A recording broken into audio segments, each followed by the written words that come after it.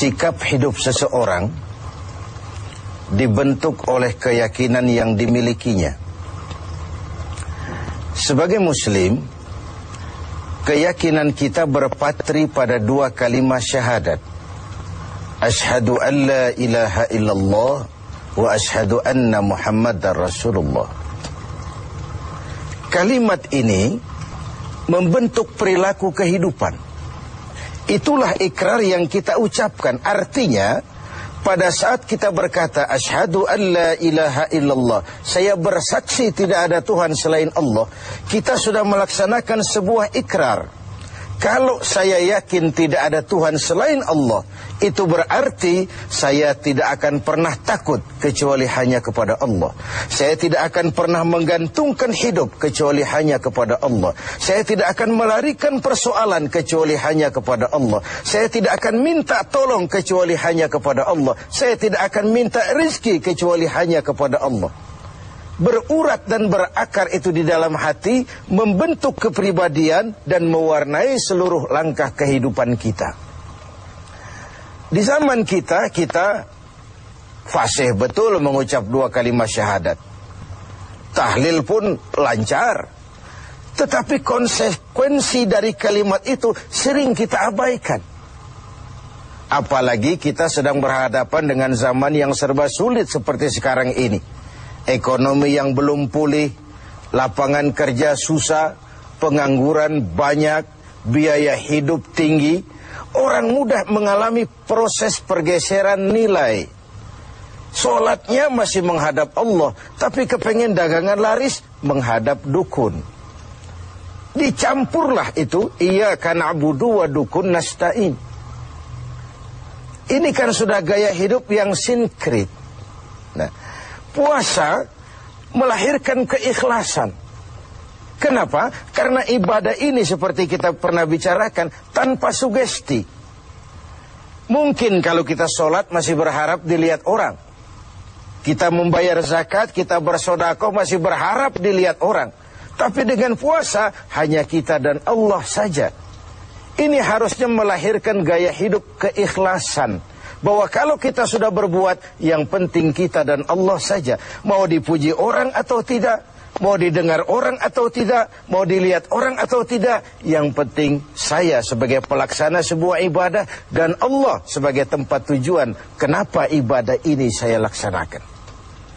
Karena itu, pada jumpa kita sore ini, kita akan bicara tentang ikhlas dalam menghadapi kehidupan ini. Sebab bukan saja hanya sholat kita harus ikhlas, puasa harus ikhlas, zakat harus ikhlas. Menjalani hidup ini pun kita harus dengan penuh keikhlasan. Kita tahu bahwa apa saja kalau sudah mulai kita gantungkan kepada yang selain Allah, bersiaplah untuk kecewa. Apa saja kalau sudah mulai kita gantungkan kepada yang selain Allah, bersiaplah untuk kecewa.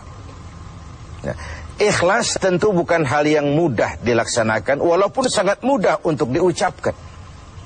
Tetapi inilah yang diperintahkan Allah kepada kita. Kalian wa ma umiru illa liya'budullaha mukhlisin. Kalian tidak diperintahkan kecuali hanya menjadi penyembah Allah yang penuh keikhlasan. Penyembah Allah yang berangkat dari semangat keikhlasan. Saya ingin mengungkap apa yang pernah disampaikan oleh Imam Al-Ghazali tentang keikhlasan ini. Beliau menyatakan, "An-nas kulluhum mauta illa al-alimun. Wal-alimuna niyamun illa al-amilun.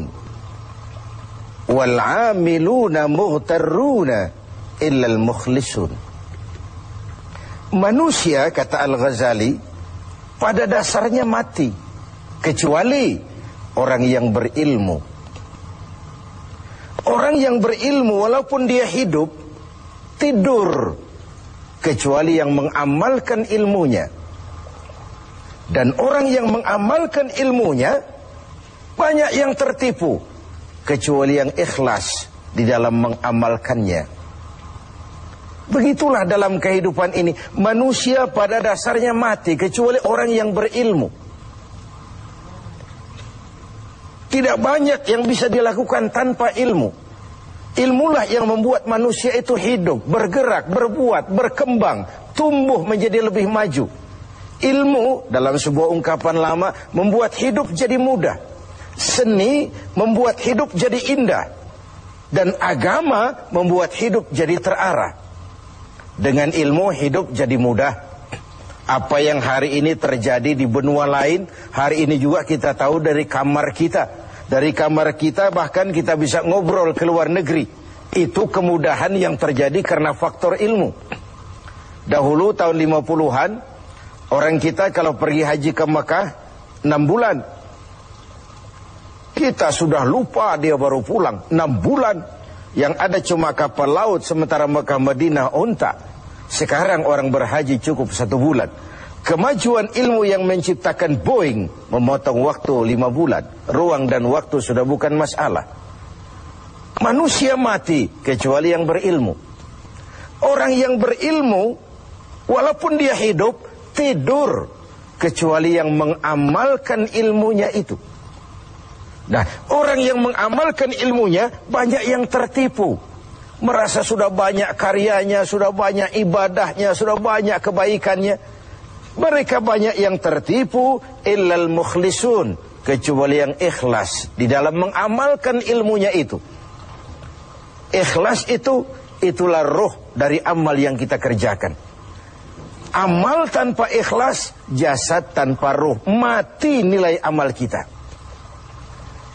Nah, dan iblis itu luar biasa. Sehingga Nabi katakan, iblis masuk ke tubuhmu, menggodamu melalui saluran darahmu. Persempit jalan masuk iblis ke tubuhmu. Sahabat bertanya, dengan apa ya Rasul? Dengan zikir dan lapar. Saya ingin mengulangi hadis ini. Iblis masuk ke tubuhmu, menggodamu melalui saluran darahmu. Persempit saluran masuk iblis ke tubuhmu. Dengan apa ya Rasul? Dengan zikir dan dengan lapar. Jadi ketika kita melaksanakan ibadah puasa ini, kita mempersempit ruang gerak iblis. Itu makna bahwa kalau datang Ramadan, diikat setan dan iblis itu. Siapa yang mengikat? Ya kita sendiri. Dengan apa? Dengan ibadah puasa. Kita ikat dia, tidak berkutik, memperturutkan hawa nafsu sebagai kendaraan utama si iblis tadi. Jadi kembali kepada soalnya, keikhlasan itulah nilai dari amal kita. Nah, iblis datang kepada setiap orang dengan bendera yang tidak sama. Iblis datang kepada orang kaya dengan bawa bendera bakhil. Iblis datang kepada penguasa dengan membawa bendera kezaliman. Iblis datang kepada para kiai dengan membawa bendera hasud, iri hati, dengki. Iblis datang kepada orang kaya dengan membawa bendera pelit, bin bakhil alias kikir. Strateginya berbeda, bergantung kepada yang didatanginya. Nah, kalau itu tidak terkena, ditanamkannya lah perasaan bangga. Amalmu sudah banyak, kebaikanmu sudah banyak. Dihilangkanlah keikhlasan kita. Karena itu hadirin dan pemirsa, saya ingin menyampaikan sebuah potret tentang ikhlas ini. Dulu ada cerita, kiai punya santri 2 orang. Satu namanya si Ali, satu namanya si Umar. Satu hari si Ali pergi ke kebun, nyabut singkong. Singkong tercabut, Ali melihat, ini singkong bagus sekali. Kalau dihadiahkan kepada Pak Kiai, senang hati beliau. Tabarukan, cari berkah. Berangkat ke rumah Kiai, bawa singkong. Sampai di rumah Kiai, Assalamualaikum Pak Kiai. Waalaikumsalam. Ada apa? Dari kebun Pak Kiai, saya jabut singkong, bagus sekali, saya ingat sama Kiai. Doakan saya Kiai. Bawa masuk ke dapur, Li. Ali masuk ke dapur, taruh singkong. Kiai bilang sama istrinya, Bu, Ali ini jauh-jauh datang kemari, hadiahkan kita singkong ini. Pulang kita kasih apa dia? Kata istrinya Kiai, Bang, ada seekor kambing di belakang, hadiah pengusaha tempo hari sama kita. Daripada di sini ada yang merawat, kan lebih baik dikasihkan si Ali. Siapa tahu dia pelihara berkembang biak jadi banyak nantinya. Jadilah itu. Ali permisi mau pulang, kata Kiai, Li, saya hadiahkan kau seekor kambing. Peliharalah, mudah-mudahan membawa berkah. Terima kasih Pak Yai. Pulanglah Ali dengan kambing seekor ini. Di jalan pulang ketemu temannya si Umar. Dari mana kau, Li? Dari rumah Kiai Umar. Itu kambing dikasih sama Kiai. Kenapa kamu dikasih kambing? Enggak tahu, saya datang cuman bawa singkong ke rumah Kiai, pulang dikasih kambing. Si Umar nih otak dagangnya jalan. Kalau Ali saja bawa singkong dikasih kambing, bagaimana kalau saya bawa duren? Jadi mampirlah si Umar ke pasar beli duren 3 buah, dibawalah ke rumah Kiai. Kiai, assalamualaikum. Ada apa, Mar? Duren Kiai, ikhlas karena Allah, ikhlas Kiai, silakan. Oh, bawa masuk ke dapur, Mar. Umar taruh singkong taruh duren di dapur. Kiai bilang lagi sama istrinya, Bu, Umar nih datang bawa duren lebih banyak dari yang dibawa si Ali. Kita kasih apa dia pulang? Kata istrinya Kiai, abang nih kambing seekor pun sudah dikasih Ali, Bang. Sudah nggak ada apa-apa lagi di rumah. Gitu ya? Iya. Jadi macam mana?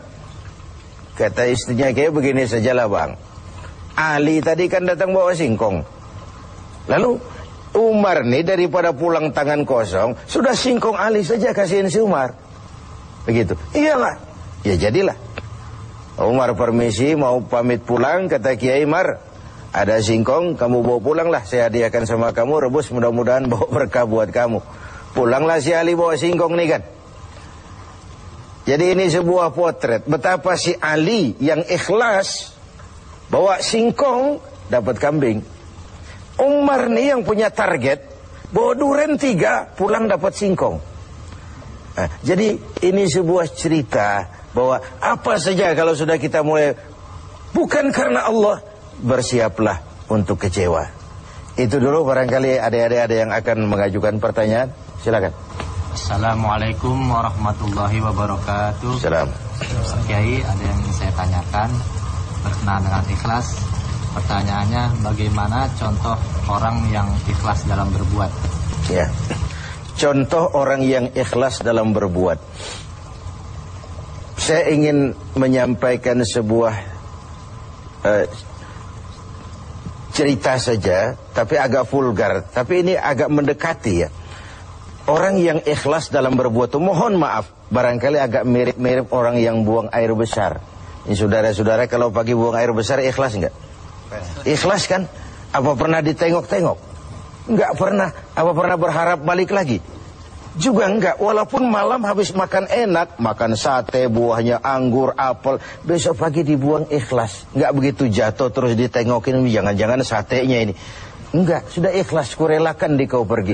Begitu kira-kira contoh orang yang ikhlas dalam berbuat. Ini maaf ya, contohnya agak vulgar, tapi saya pikir itu yang agak mendekati. Kalau sudah berbuat ya sudah diikhlaskan saja, dilepas. Karena ikhlas itu kan artinya selamat, selamat dari noda, selamat dari kepentingan yang selain Allah, bersih dari kepentingan yang selain Allah.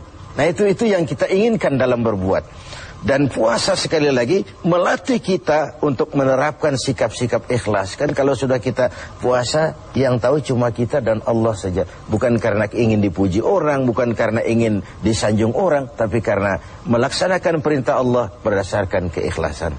Mudah-mudahan puasa ini semakin mendorong kita menjadi orang-orang yang ikhlas.